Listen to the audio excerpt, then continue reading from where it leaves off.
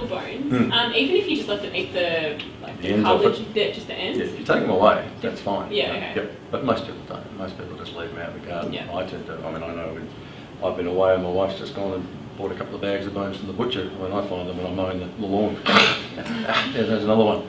Because they can't break them down and digest them. If they do have to swallow a big chunk, that bone will take 5 days to break down in the stomach, and of course the dog's going to either get obstruction or vomit it out. So, whereas if you put in something like sternum, that's going to be digested in 6 hours. It's soft. It's already sort of mush, and it will break down in that nice acidic environment.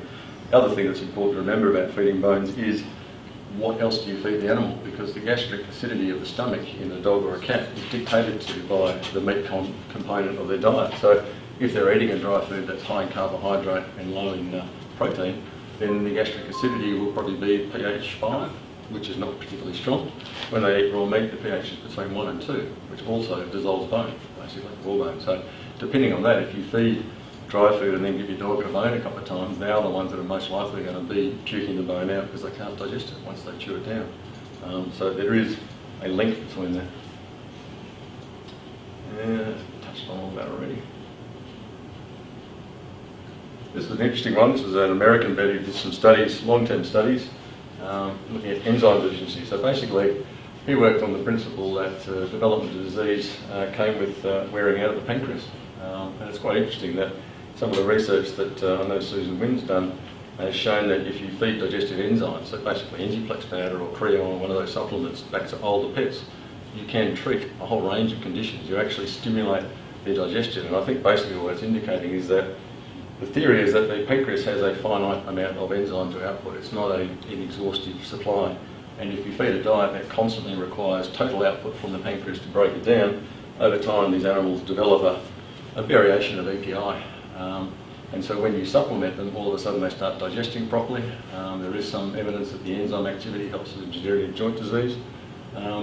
He did a study on mice, and he found that when he fed exactly the same diet, raw versus cooked, the group that had the cooked diet ended up with an increase, 30% increase in the size of their pancreas in response to just the diet change. So it's interesting stuff.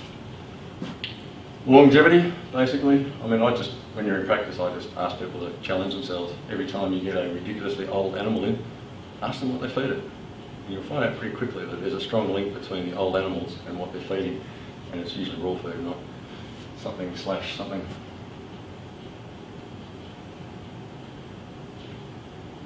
talked about that, as I said, really great way to keep lean dental health.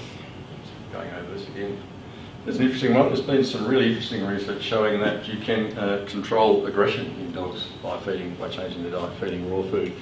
So aggression and hyperactivity are two things that can be positively influenced by diet change. Now, whether that's removing an ingredient in the diet that they were on, which I suspect is more likely the case, i.e. a high carb, highly processed, chemically enhanced food, and going back to something nice and raw where the animal just calms down, a bit like kids, that are on a rotten diet. You change their diet, put them on healthy food, and the ADHD suddenly goes, ooh, you don't need your Ritalin anymore, you can just calm them down naturally using diet. So animals are no different. Can't be Who? Can't be Oh, not always. Yep, so you want to avoid that. You basically get them eating proper food. Stamina, this was some studies done basically on the Iditarod dogs. So the Iditarod's the big sled race in Canada, where they all run along with their huskies. And what do they feed them halfway through? No, they didn't get a big bag of raw cammon out and pour out a bowl for them. They had this slurry, which is 60% fat, 40% meat, mulched up into this horrible looking gluggy emulsion, and that's what those animals thrive on. They absolutely get 60% fat when they're under high energy load. No pancreatitis, surprise, surprise. Everyone would say, well, surely these dogs are going to drop dead of pancreatitis. Nope, they don't. They thrive on it. So it's interesting that, yes, it improves working dogs' performance, I guess you could say, if you want to extrapolate it to Australian conditions. So this is the slide I probably wanted to get to you, just to point out what I've seen. This is what I've seen in practice. I can just sort of say that you can take it or leave it on face value, but this is what I've seen in practice. Consistently, the conditions that I will immediately go, diet change is required. So any type of allergy. It doesn't matter whether it's atopic, contact or food allergy, you will get an improvement, and the reason is that you're addressing the fundamental cause. You're actually addressing, at all levels, primarily the gut, the actual allergens going into the body. One of the things that we often forget when we talk about allergies, people sort of go, atopic, that's an inhaled allergen. Contact, that's on the body allergen. But if you think about it, and obviously food is direct, an atopic allergy is taken in through the nose or the mouth, caught up in the mucus, coughed up and swallowed. It's presented to the body by the gut. Contact allergies, what does the animal do when it's got a rash? Licks. So it licks and licks and licks and absorbs the allergen which is presented through the gut, which is why all of these three create intense skin allergies. It's not, it's not reactive just to the eyes, or it's not reactive. They don't get hay fever. Well, really get hay fever or asthma, although cats can. So it's important to realise that yes, all of these allergens are actually coming through the body via the gut and being distributed. The reaction is then distributed through the bloodstream, and that's got a lot to do with probiotics, which I wish I had my lecture here to show you. I thought I'll touch on it. Surely everyone's seen the chronic otitis cases again. More often than not, there's an underlying food trigger in my world, and I know that Stephen has better, possibly, ways of treating some of these. But the reality is, I found that most dogs that have recurrent ear infections are generally showing signs of a food allergy. Pancreatitis, interesting one. I mean, again, as I've said, you just basically don't get that even on a high-fat diet when it's raw. So there's obviously something we do to the way the body handles fat when we cook it. Probably the fat levels in some foods compared to the activity levels of the animal, but I've certainly found since I've been using raw food that if I have a case of pancreatitis, A, they're always on a processed diet, B, and I change them onto raw food. I also put them on a digestive enzyme supplement for about 6 weeks post-treatment. It shuts the pancreas down, it has a nice holiday, and they don't get recurrent episodes. Whereas if you don't make that diet change, you can almost guarantee that dog's going to be back in 6 to 12 months with another bout of pancreatitis. What do you think about giving fat to animals in that situation afterwards? Look, I know the principle is go home with a low-fat diet. I mean, I work on the principle with my diets. I tend to use kangaroo meat, which is highly low-fat already. So for me, it's a no-brainer. I say, look, we'll run on kangaroo meat as a base meat source, which is about 3 or 4% fat, which is enough for your average backyard dog. Working dogs need a lot more than that, but most dogs just don't work. In fact, most dogs are completely lazy these days. So I do it not consciously so much, because I also know that if I'm putting the digestive enzymes in, that's going to actually tackle the whole breakdown process while the pancreas is recovering from the insult. So it makes it much easier for them to recover if they're on an enzyme supplement. It doesn't reverse feedback to the pancreas going, it's okay, I've got all the amylase, lipase and pancreas I need. So that's hard because I do both things. I always change the diet and put on my enzyme supplement. I've not tried just doing one or the other. A lot of the time, and you would see this where people come in and they say, oh, my dog had pancreatitis in 1940, I never have given it a bit of fat since. Yeah.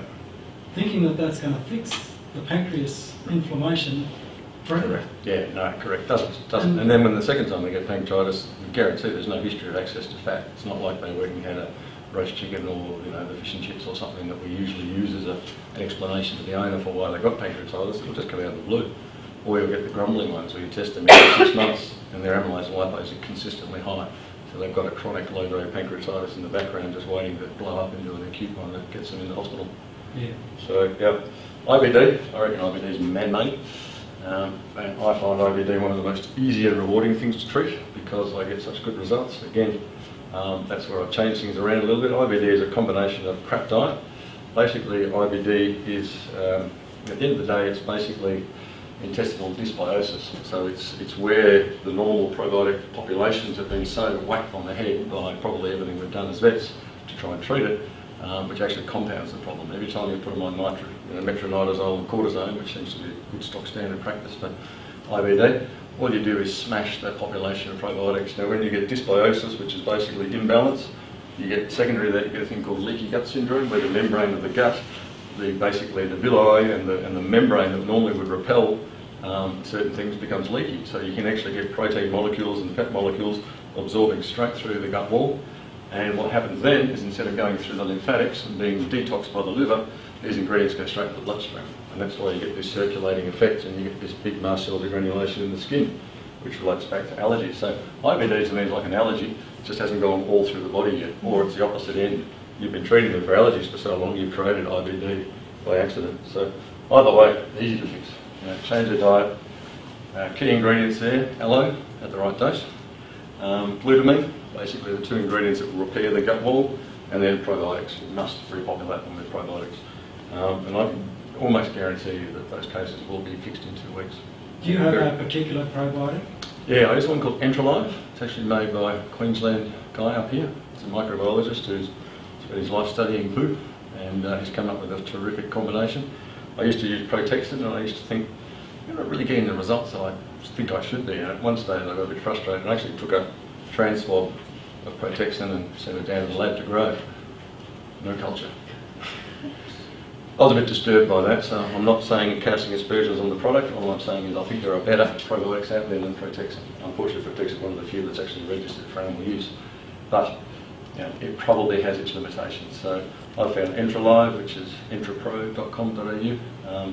I've got a low allergy, dairy-free, gluten-free version, which I use extensively, and my results have just gone through the roof. Is it a human one or a dog? Yeah, it's a human one. Yeah. At the end of the day, bugs are bugs. What they've proven is that the difference in probiotics from dogs, cats, even horses through to people, there's not a lot of variation. We actually all have a core population that's the same. There are variations certainly between some species, and obviously, the diet, whether it's carnivore or herbivore, there are some base ones that will work across the board, and that's why Protexin is there for birds, horses, dogs, cats. It's the same formulation, it doesn't change. So it's just the presentation. So yeah, so there's a lot to be learned about probiotics. What I find fascinating is just to remind ourselves that for every 1 cell in our body, we have the equivalent of 10 bacterial cells in our gut. So we are 10 times more bacteria than we are human or dog. And that population isn't just there by accident. They actually play a massive role in our entire health. I mean, the core of your immune system is actually a probiotic balance.